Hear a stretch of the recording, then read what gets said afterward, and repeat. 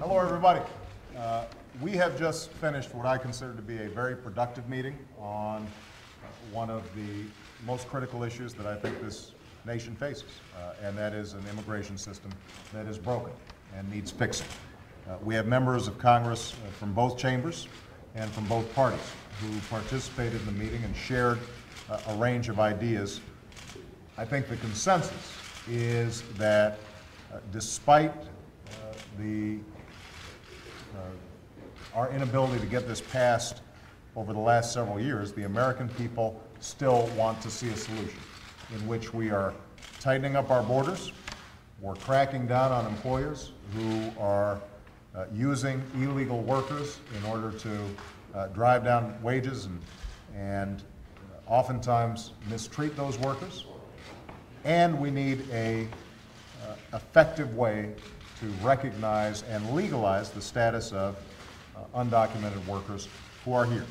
Now, there is not by any means consensus across the table. As you can see, we've got a pretty diverse spectrum of folks here.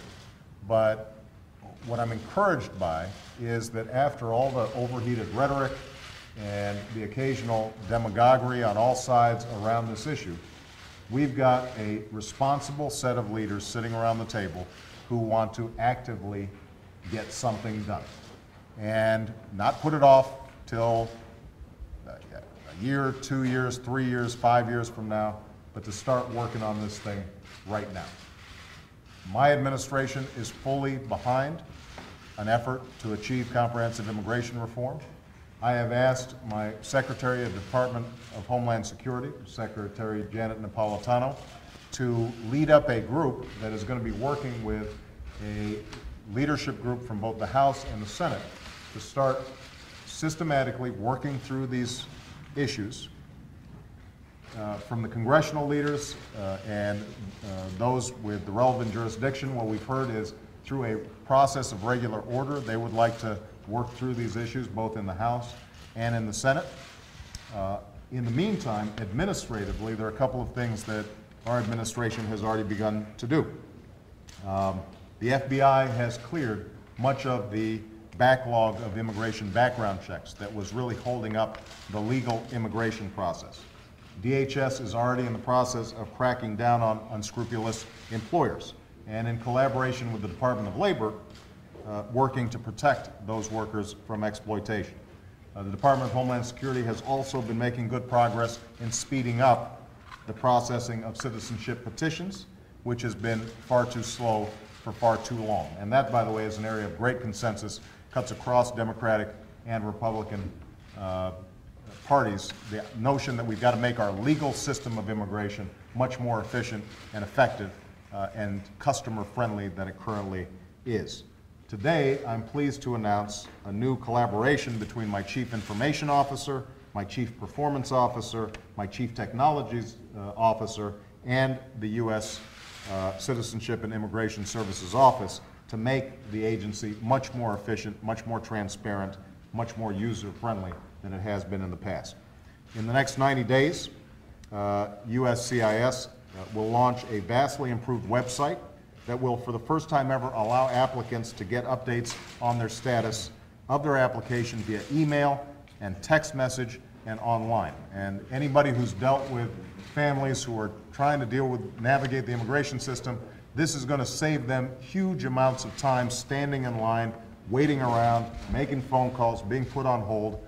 It's an example of some things that we can do administratively, even as we're working through the difficult issues surrounding comprehensive immigration. And the idea is very simple here. We're going to leverage cutting-edge technology to reduce the unnecessary paperwork, backlogs, and the lack of transparency that's caused so many people so much heartache. Now, we all know that comprehensive immigration reform is difficult. We know it's a sensitive and politically volatile issue. One of the things that was said around the table is the American people still don't have enough confidence that Congress and any administration is going to get serious about border security, and so they're concerned that any immigration reform simply will be a short-term legalization of undocumented workers with no long-term solution with respect to future flows of illegal immigration. What's also been acknowledged is that the 12 million or so undocumented workers are here who are not paying taxes in the ways that we'd like them to be paying taxes, who are living in the shadows, that is a group that we have to deal with in a practical, common sense way. Now, I think the American people are ready for us to do so, but it's going to require some heavy lifting. It's going to require a victory of practicality and common sense and good policy making over short-term politics.